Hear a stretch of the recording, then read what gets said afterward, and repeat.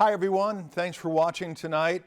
A pilot who was forced to make an emergency landing while flying over the Red Lake Indian Reservation had his plane seized by Red Lake officials and has no timeline on when or even if he will get his plane back. We reached out multiple times to the Red Lake Tribal Council for a comment on this story, but have yet to hear back.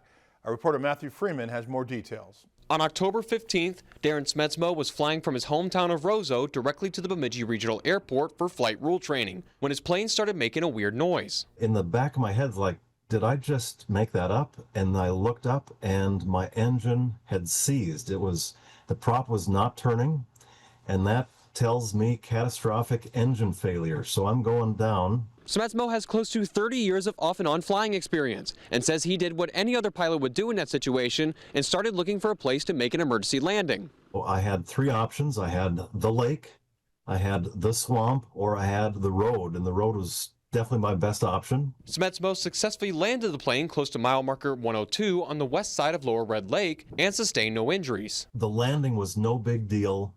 10 out of 10 pilots would have done the same thing and would have had the same results. It didn't take long for someone to help, as a friend of Smetsmo's was driving through the area, witnessing the entire event, and was right there as Smetsmo was exiting the plane. The story, however, doesn't end here. Saw it was him and shook his hand, and the fun began. The friend was able to call Red Lake Tribal Police, who showed up in a matter of minutes. Smetsmo says they were initially very helpful, but the situation quickly turned once the officers said they were seizing the plane. Director of the police department had gone back to the tribal headquarters and gotten some instructions to bring back to me. They were citing me with flying lower than 20,000 feet over their sovereign nation.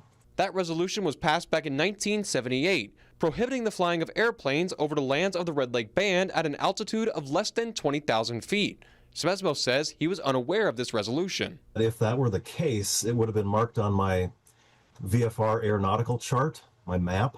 There's no airspace designated over Red Lake. The FAA has jurisdiction over all airspace, and that supersedes anybody's resolution or whatever you call it. Smetsmo says the plane was originally worth $35,000 before the engine failure and is concerned that the plane will lose value the longer it sits there. So they arranged for transportation, and they hauled it into town and left it within a fenced area. In the 4 years that I've had the plane, it sat outside 2 nights in its life, so it's not worth much as of right now because it has a blown engine, and it's worth less every day. Smetsmo says he has no timeline on when or even if he will see this plane again.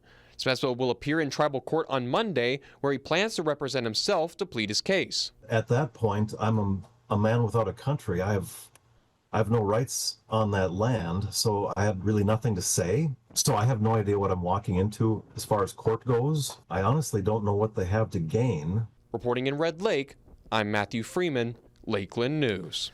Smetsmo says that if he doesn't receive a favorable outcome at the trial on Monday, he will appeal to federal courts.